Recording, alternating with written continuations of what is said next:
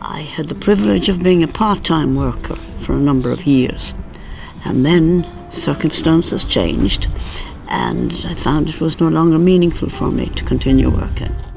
And so I had nothing to do, and the weather wasn't very good and I was bored. And then one day I saw this ad in the local paper saying, "Broaden your horizons, come and join Galway Flying Club." And that was it. I joined Galway Flying Club.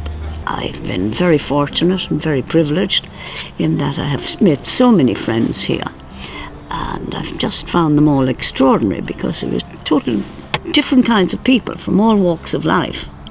And so it was left a great variety in conversation and in the interests of all the people. And I thought they were just an amazing people.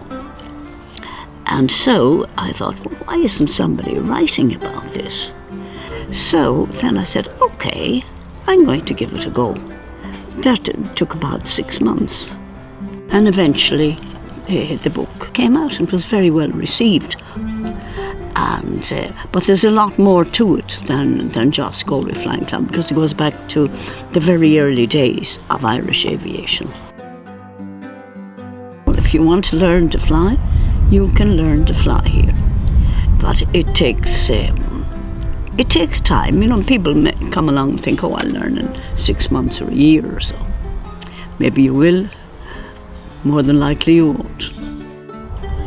The Flying Club always has challenges because first of all, it's a non-profit organisation, and they do it just because they enjoy it. It is now owned by the state, and say, for example, that field behind you there are people who would just love to build houses on that. You build houses there, that's the end of the airfield. And we would have very strong views on that. Just because there isn't any commercial aviation now doesn't mean that there won't be commercial aviation in the future. So it would be a very great tragedy indeed to lose that runway. Well, the survival of the Flying Club depends entirely on the people, members of the club. And all the instructions are done voluntarily. These people who teach you how to fly don't get paid. They're all members of the Flying Club. Now, many of these have been here for nearly 30 years. You know, some of them actually learned how to fly here.